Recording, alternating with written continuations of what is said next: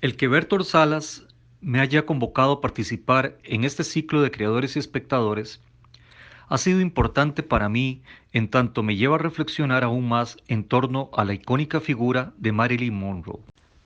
Hubo muchas tentativas por elegir otras películas, pero finalmente me decanté por The Misfits por varias razones.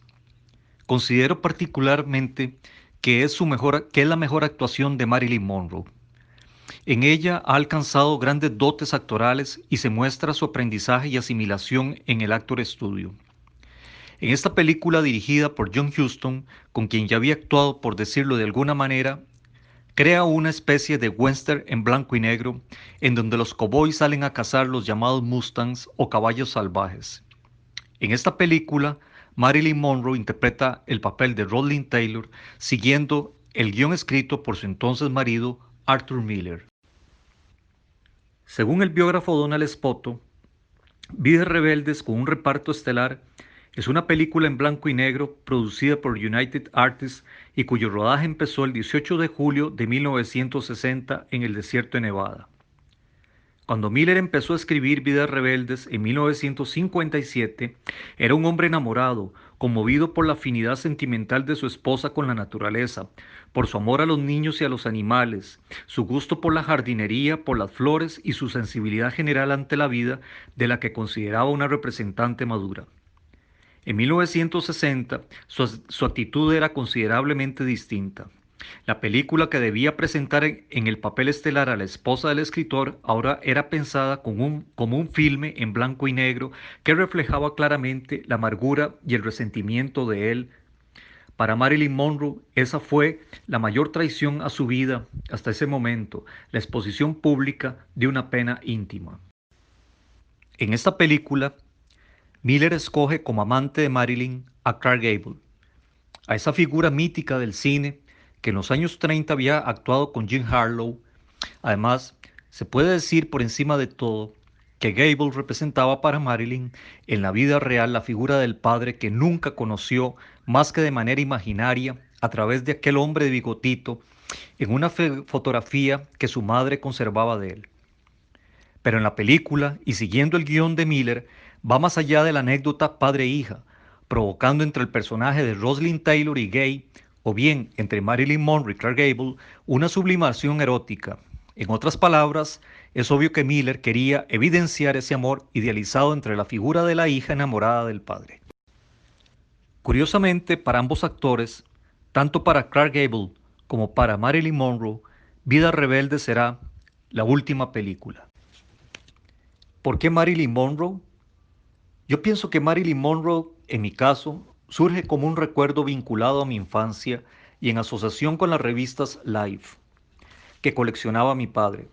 Para mí esas revistas eran todo una experiencia visual. De ahí quizá mi enamoramiento por The Beatles, y es a través de estas revistas en donde surge la fuente inmediata del blanco y negro que aparecerá en una serie de obras en la década de los años 80 que titulé Imágenes del Poder. Recordemos que por aquellos años no existía el Internet, las redes sociales, donde se hace fácil hoy encontrar toda información. Life es una revista con alto contenido anticomunista como producto de la Guerra Fría que fue un enfrentamiento político, económico, social, militar e informativo iniciado tras finalizar la Segunda Guerra Mundial entre el bloque occidental capitalista liderado por Estados Unidos y el bloque del Este, oriental comunista, liderado por la Unión Soviética. Como parte de ese perfil anticomunista, Estados Unidos quiere crear una sociedad modelo con ciertos estereotipos en cuanto a familia y forma de vida, y qué mejor forma de difundirlo sino a través de medios como el cine.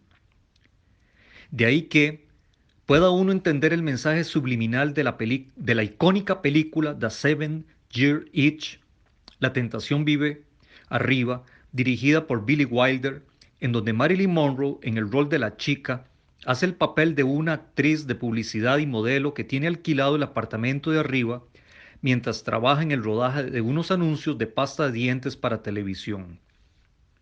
Es la famosa película que es promocionada con la imagen de Marilyn Monroe, en donde su vestido blanco diseñado por Travilla se le levanta provocado por el viento.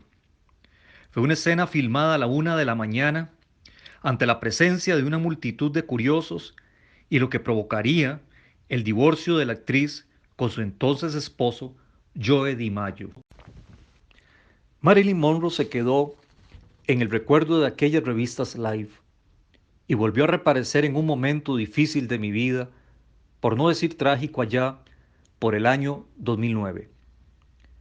Ese año me encontré de forma casual en un viejo periódico que conservaba, entre muchos otros papeles, un escrito de Truman Capote titulado A una adorable criatura, incluido en uno de sus libros, Música para camaleones, y también en otro titulado Retratos.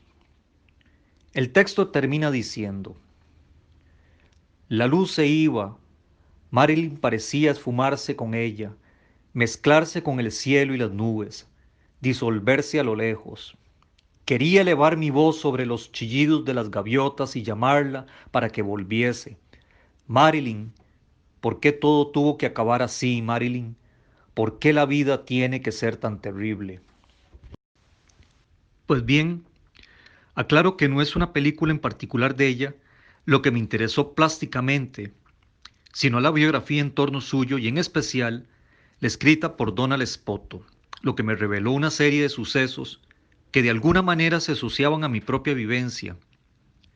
Además de sus biografías, añadiría una gran cantidad de libros con fotografías suyas de André Dines, Eve Arnold, Milton Green, Douglas Kirkland, Bert Stern, entre otros, que fui coleccionando y que me ayudarían a tener una imagen un tanto más visible y concreta de ella. Intentaré esbozar en qué términos.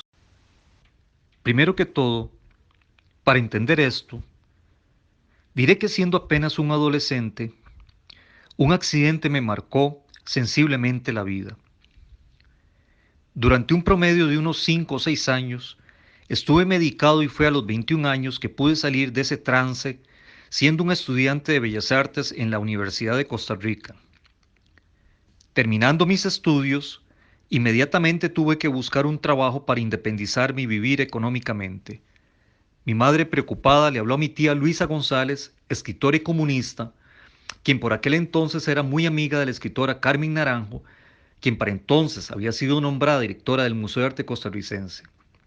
Mi tía le habló a doña Carmen y fue de ese modo que en febrero de 1984, coincidiendo con la muerte de Julio Cortázar, dicho sea de paso, fue como entré a trabajar dentro de la institución pública por espacio de 30 años, es decir, de 1984 al 2014, lo que marcaría de manera indeleble mi vida y gran parte de mi pintura marcada por el dolor, por la angustia, por la infamia, por la vileza, por la crueldad, por la impotencia. Fue una realidad que me borró la sonrisa del rostro y creo que a partir de ese momento dejé de ser feliz. Fue una realidad que me dejó sin fuerzas, que me dejó con miedo, que me dejó marcado, que me dejó agotado, que me dejó ante la sociedad señalado a pesar de mis aportes como artista e investigador. A partir del año 1984, mi vida se dividió en dos: el yo como funcionario y el yo como artista. Uno era espejo del otro, como una especie de Dr. Jekyll y Señor Hyde. Todo lo que vivía en el día laboralmente se convertía en la noche en pesadilla, en cada cuadro que pintaba, y empecé a librar una batalla contra ese monstruo que me devoraba. Y así surgieron series como Imágenes del Poder y más tarde Juego Sucio. Y dentro de esas series, Ensayando la Muerte, El Festín Macabro, La Mesa Maldita, Carroña, La Hiena, Flacha la Perversidad, El Retrato Leal de una Familia Real, Juego de Dados, con la influencia del pintor alemán Max Beckmann. También Radiografías de la Infamia, y por eso de la presencia del ajedrez, de las hienas, de los zopilotes, de las cabezas cortadas, de las víctimas y de los victimarios, de los boxeadores, de las espinas, de los clavos, del dolor de Cristo, por eso del blanco y el negro. De ahí todo ese mundo oscuro y perverso, ese imaginario monstruoso de pesadillas que me hostigaron durante años. Y así ocurrió, desatando de nuevo en mí una crisis emocional y nerviosa que me mantuvo medicado por espacio de casi 10 años, pero en fin, un día, como fuera, tenía que acabar esa realidad. Me saqué los clavos, me saqué el dolor, dejó mi cuerpo de temblar y ahora, a pesar del tiempo, de los años, me siento tranquilo. Sé que al abrir la puerta de mi casa, siempre con precaución, no hay nadie esperando para clavarme un puñal por la espalda. Pero nunca se sabe. Todo quedó atrás. Todo quedó en un pasado y archivado, mi manchado expediente en el tribunal administrativo, porque así lo quisieron. Lo que siento, solo yo lo sé. Es como preguntarle a un sobreviviente de una guerra de su experiencia. Yo creo que eso no tiene respuesta. Eso es inenarrable. Se queda en el silencio, porque no habrá palabra suficiente para describirlo. Parte de todo ese registro de imágenes oscuras, de pinturas negras, fueron reunidas en una retrospectiva que se llevaría a cabo en el 2014 en los museos del Banco Central, junto a otras piezas de otras series e incluso trabajos inéditos en torno a un cuestionamiento que empezaba a hacerme respecto a la normatividad del género y en relación a mi propia sexualidad. Importante evento que sirve como plataforma para un ciclo de conferencias en donde por vez primera entro en contacto directo con la presencia de chicas trans en el país. Producto de todo aquello, surgieron en ese mismo año del 2014 los desdoblamientos, usando como recurso la apropiación y la fotografía digital. Y dentro de esa serie, los clavos, Marat asesinado, la crucifixión, y en ese proceso, por librarme de aquel terrible dolor y de todo aquel pasado como José Miguel Rojas, empecé por experimentar de nuevo un proceso interior al descubrir, con ayuda de lecturas de Judith Butler y Paul Preciado, el mundo de la transexualidad, reconociéndome como parte de él, y de esa manera surge un desdoblamiento a través de una fotografía de Marilyn Monroe por Bert Stern. Y más tarde, en el año 2018, toda una serie titulada El cuerpo transgredido, expuesta en el Museo Calderón Guardia, en donde el discurso bíblico normativo y binario de pareja relacionado con Adán y Eva es trastocado e invertido por la presencia de una Eva-Adán en representación de una pareja transgénero. Se preguntarán, ¿qué tiene que ver todo esto con Marilyn Monroe? Pues bien, antes de convertirse en Marilyn Monroe, Norma Jean Mortensen, su nombre de registro, era una chica del montón que soñaba con ser actriz. Y antes de eso, era una niña que tartamudeaba y que había sido criada en casas de adopción y cuando no, entre parientes. Su madre laboraba en los estudios cinematográficos en Hollywood cortando negativos junto a su gran amiga Grace McKee, quien al conocer a Norma Jean Baker, como la llamaba su madre, creyó ver en ella a la sucesora de la actriz Jean Harlow, por lo que se dedicó a trabajar en su imagen, maquillándola y llegando a teñirle su cabello aún siendo una adolescente. A muy temprana edad, diríase que a los 11 años, Norma Jean ya presentaba un desarrollo físico prematuro que, si bien amenazaba su integridad ante la presencia de aquellos hombres que la acosaban, su belleza, por otro lado, se convirtió en una especie de coraza que la ayudó a salir de su mutismo y superar de alguna manera el abandono al que había sido sometida desde niña. Al descubrirse bella, encontró en ello el poder de la seducción y el poder ser admirada por muchos, lo que la impulsó a trabajar en su apariencia física obsesivamente. Y fue la seducción y su belleza lo que la sacó del anonimato para convertirse en la figura pública de Marilyn Monroe que millones de personas conocemos y que sigue atrayendo a generaciones enteras. No obstante, Si bien ello le abrió las puertas de Hollywood, el ser fotografiada por cientos de fotógrafos y ser portada de innumerables revistas, Marilyn Monroe, conocida así a partir del año 1947, fue devorada por la industria cinematográfica. Su seducción, su belleza, al convertirse en Marilyn Monroe, le costó un alto precio. Ser bella y provocativa no solo era un simple juego o un simple papel que interpretar ante las cámaras. También era entregarse y someterse al juego impuesto por los que tenían el poder y el dinero. Los roles en películas como La tentación vive arriba o Los caballeros las prefieren rubias o Cómo atrapar a un millonario crearon de ella una imagen estereotipada de rubia tonta, y Marilyn Monroe aprovechaba eso para hacerlo más evidente en sus películas. La industria era consciente del valor que eso representaba para ellos en términos monetarios. Por tanto, la presencia de Marilyn Monroe para la Fox significaba una ganancia segura, y así fue.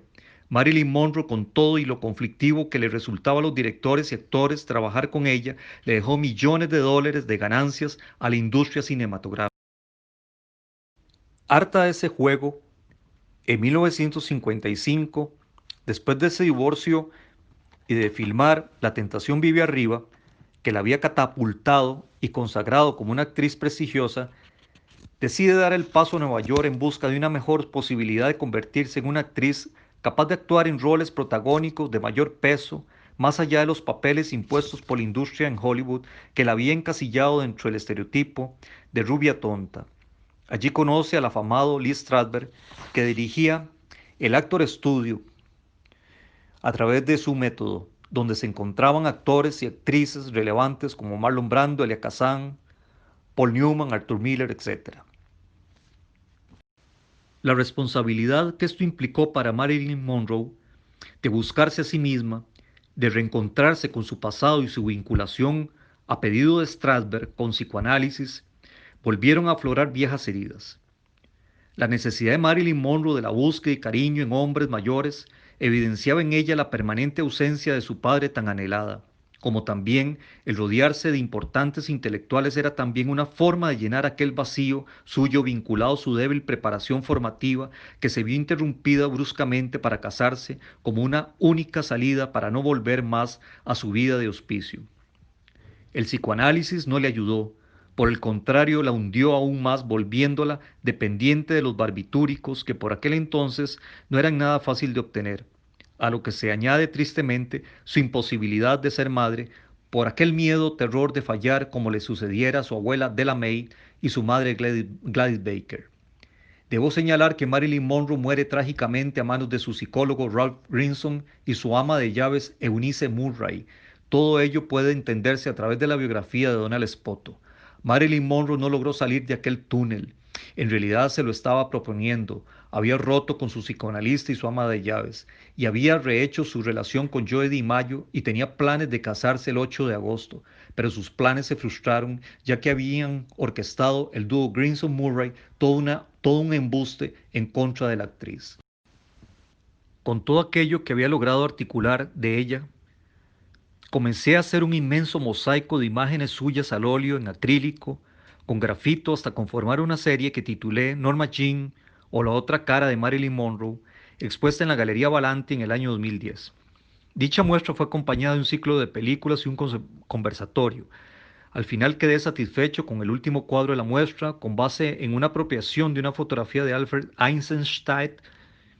Terminada la exposición, intervine de nuevo los cuadros para quitarles esa apariencia fotográfica y darles un gesto de mayor expresividad. Luego de esta exposición continué trabajando sobre el género, y en el 2014, en que fui despedido, empezaron a aparecer los desdoblamientos, y entre ese grupo la imagen quizá más lograda de Marilyn de mi parte y como un homenaje a su memoria.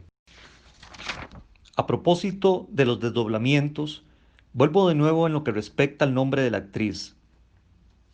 El cambio de nombre de Norma Jean a Marilyn Monroe supuso en ella no solo ser reconocida por la industria cinematográfica y el mundo entero, sino una especie de despertar, de renacer, dejar un pasado oscuro, triste, en abandono, a cambio de un mundo de luces, de reconocimientos, de alegría, de esperanza, que al fin de cuentas es lo que todos anhelamos, un estar bien en el mundo, en la vida, y Marilyn Monroe buscaba ese equilibrio en su vida, pero las circunstancias le hacían imposible lograrlo. Pues, en mi caso, el desdoblamiento, el buscarme en otro cuerpo, con otro nombre, supone el dejar de ser un José Miguel Rojas, el yo el anónimo, insepulto, el funcionario público, molestado, hostigado por años. Supone el dejar atrás el mundo de la institución, dejar atrás un ambiente tóxico poblado de pesadillas y monstruos, aquel mundo kafkiano imposible, y así concluir con esa etapa centrada en la producción de un arte doloroso como catarsis. El separarme de la institución ha sido la forma más sana de alejarme del dolor, de lo negativo de la vida, permitiéndome adentrarme en una nueva etapa en búsqueda de otro nombre, de otra identidad, a través del abordaje del género o la diversidad de género en el más amplio sentido del término, como un cuestionamiento y enfrentamiento a lo binario y normalización del género. Y es que un nombre de alguna manera también forma parte de una construcción social. El llamarse de una manera es la forma en que a uno logran identificarlo socialmente como un individuo con determinadas características y conductas. Yo, particularmente, fui identificado como un individuo llamado de tal manera que laboraba como funcionario público y curador, además de ser un pintor que producía un trabajo con determinadas características. Eso determinó, configuró parte de mi personalidad y moldeó mi vida por espacio de 30 años, convirtiéndola en algo que terminó convirtiéndose en algo insoportable, lo que de alguna manera pudo ocurrirle a Marilyn Monroe al volverse actriz, terminando su vida trágicamente. No obstante mi caso, después del 2014, como un intento de salvarme de esa tragedia o de superar aquel obstáculo, o de dejar de lado aquel pasado oscuro con la intención de seguir adelante y rehacer la vida, fue lo que Marilyn Monroe de alguna manera intentó sin lograr alcanzarlo. El concretar toda una serie llamada El cuerpo transgredido, expuesta en el 2018 en el Museo Calderón Guardia, el ser designado como curador en el proyecto Diversarte en el 2019, el ser incluido como artista en otros proyectos participando con obras que incluya la temática de género, como Detrás del Portón Rojo, una mirada de la erótica en el arte costarricense, exposición llevada a cabo en el Museo de Arte Costarricense entre el 2017 y 2018, el ser invitado a participar con una propuesta llamada El Género en Llamas dedicada a diversidad para la tercera edición urbana organizada por Traffic en el 2017, pero que fuera rechazada dicha propuesta por su temática transgresora, además de hacer todo un trabajo de difusión relacionado con dicha temática a través de las redes sociales, en especial Instagram y también Facebook, es lo que me ha permitido ir visibilizándome dentro de la sociedad, así como dentro de la comunidad LGTBI. A manera de conclusión diré que el abordaje en torno a Marilyn Monroe se me hace aún difícil.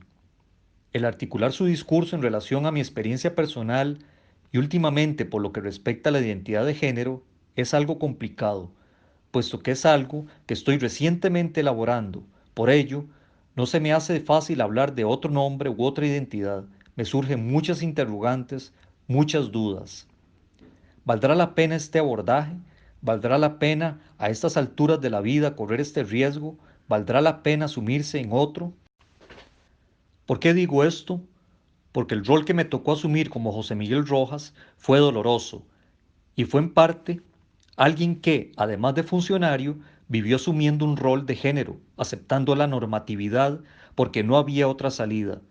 De haber tenido la información necesaria, posiblemente no me hubiera replanteado, cuestionado, pero era ignorante de esa otra realidad.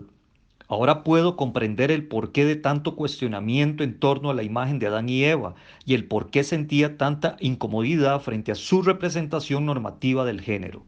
Pero volviendo al tema, se me hacía importante establecer aquí un parangón entre el personaje de Marilyn Monroe y la industria en relación con mi propio personaje como yo el anónimo, el funcionario vinculado a la institución pública. Ambos ambientes, tanto la industria cinematográfica como la institución pública, comprendidos como lugares tóxicos de encierro e impotencia. Me es importante entender el cambio de Norma Jean a Marilyn Monroe como desdoblamiento o sustitución de la orfandad al mundo del espectáculo. Norma Jean entró a la industria para convertirse en actriz, lo que la ayudó a salir de su orfandad y poder ser admirada en el mundo entero, pero quedó atrapada entre sus redes. Yo no entré a la institución pública para convertirme en artista, sino para jugar el rol de curador. No obstante, viví durante 30 años dentro de esa dualidad o binomio curador-artista para poder sobrevivir, hasta que fui despedido en el 2014, logrando superar la crisis o la tragedia por lo que soy como artista y he sido reconocido en el medio.